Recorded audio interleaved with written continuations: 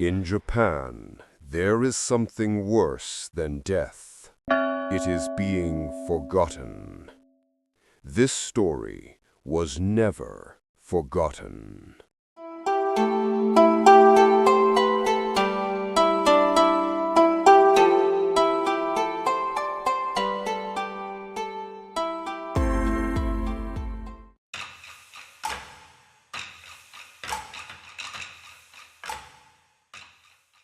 Look at yourself in the mirror.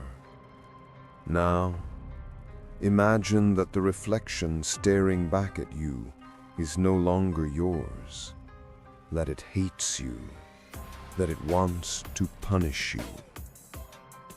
This is the story of Oiwa, the woman who turned betrayal into a curse and love into an eternal wound.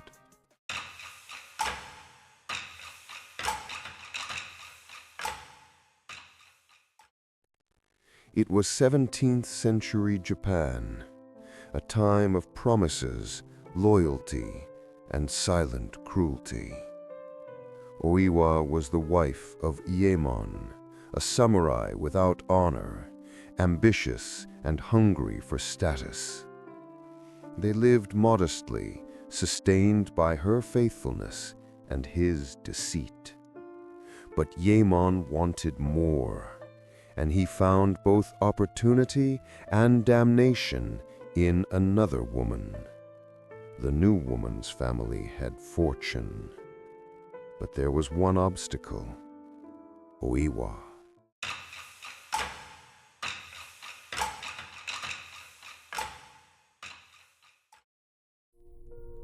Driven by greed, Ieemon accepted a cowardly plan.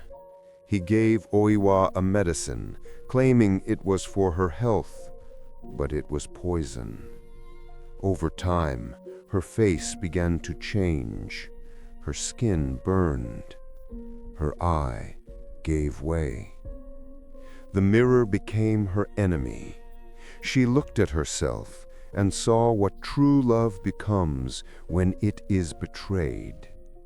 It disfigures.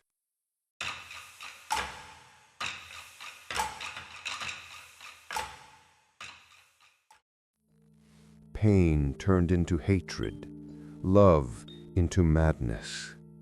And then, on a rainy night, Oiwa died, carrying Ieemon's name in her final breath. But death was not the end. It was the beginning of the curse. Days later, Ieemon began to see her face, reflected in the mirror, in the steam of water, in the shadows of lanterns. One eye sunken, skin torn, and that same gaze that once loved him now condemned him.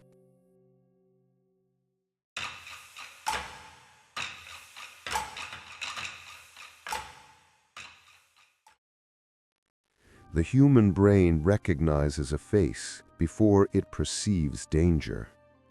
That's why Oiwa's terror runs so deep, because she doesn't need to appear.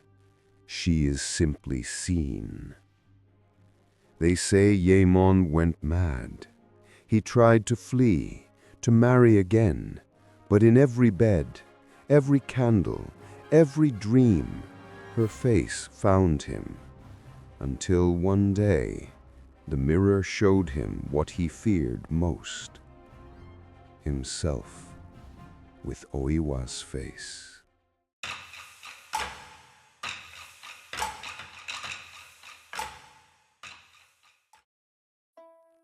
But Oiwa's curse went beyond fiction.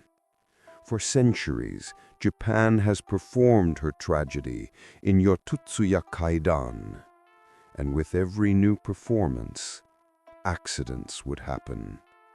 Actors lost their sanity, sets caught fire, deaths, falls, sudden illnesses.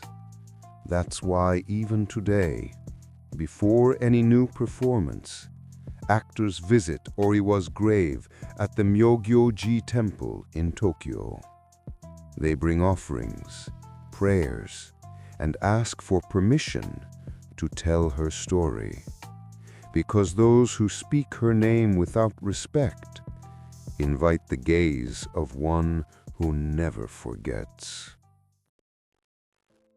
Close your eyes. Imagine the face of someone who betrayed you. Now, imagine yours reflected in theirs. That's what vengeance does. It fuses victim and culprit until one becomes the other. And when there's no longer a distinction, Oiwa appears, not to kill, but to remind you that within every wounded love there remains a part that still longs to be healed, even if it must destroy everything first. In Japan, they say Oiwa's name must never be spoken without reverence, not out of fear of death, but out of respect for pain. Because in the end, Oiwa is not just a woman. She is the distorted face of truth, the reflection of every broken promise, every betrayed love, every forgiveness that never came. And if, when you turn off the lights tonight, you notice your mirror darker than usual, don't come closer. She's still there, waiting for someone to say her name.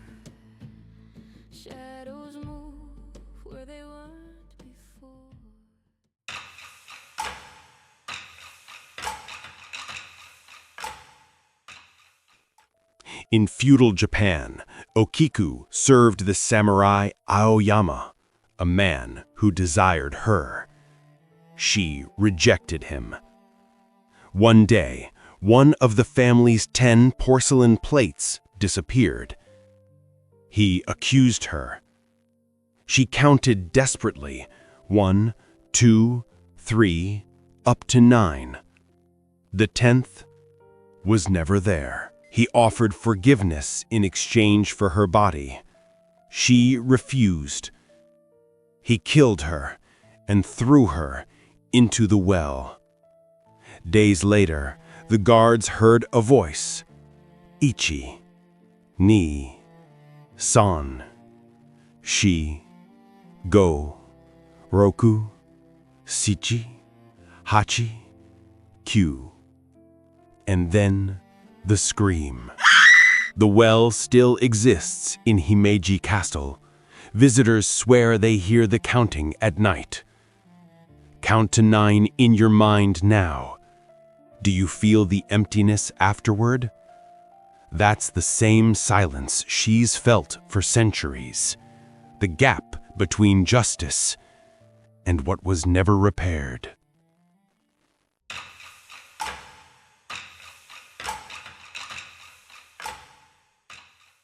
In 1918 Hokkaido, a boy bought a doll for his 2-year-old sister, Okiku. She loved that doll.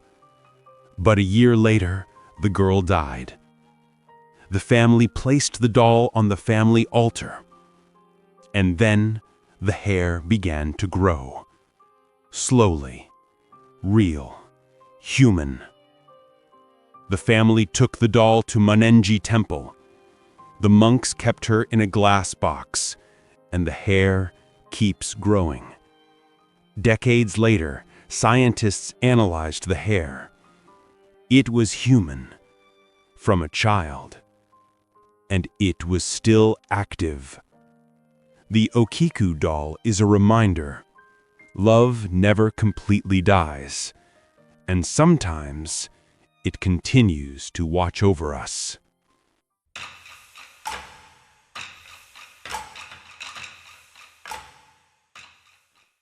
On the 2chan forums in the early 2000s, users began reporting something strange.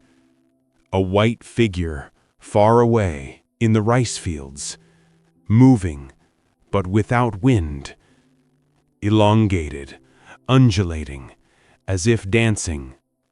And everyone said the same thing. I know I shouldn't have looked. They say that when someone approaches, the movement changes. It becomes erratic, uncoordinated. And when they try to see the face, sanity breaks down. Some laugh uncontrollably, others scream. Some just fall dead. The Kunekune doesn't chase you. It calls you, and waits for you to get close enough to destroy what keeps you human. The first ghost of the internet age, born from collective fear, the punishment for wanting to see too much.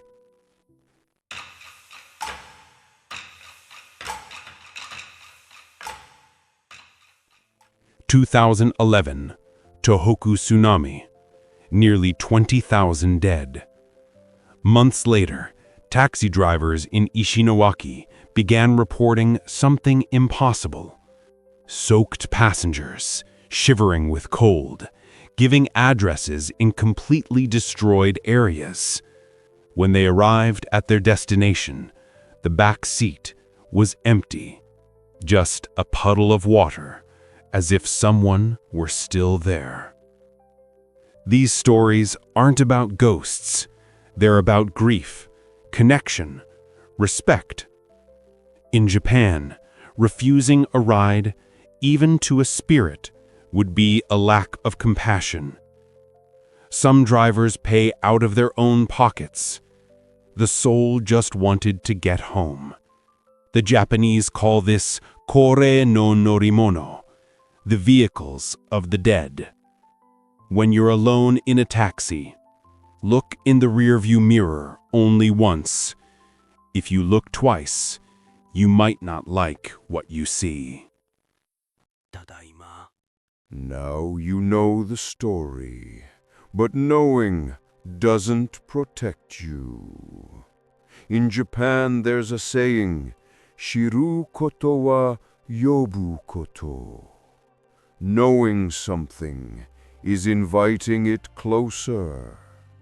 So before you go to sleep tonight, remember, be careful when looking in the mirror in the dark. Don't be alarmed by the sounds of lamentations in a well. And if you feel something watching you, don't look back. If you felt a chill, leave a "I got chills" in the comments. If you have the courage to watch alone in the dark, leave a "I do." And if something strange has ever happened to you, tell your story. Because here, all stories are heard, and all souls are remembered. See you in the next curse, if you survive this one.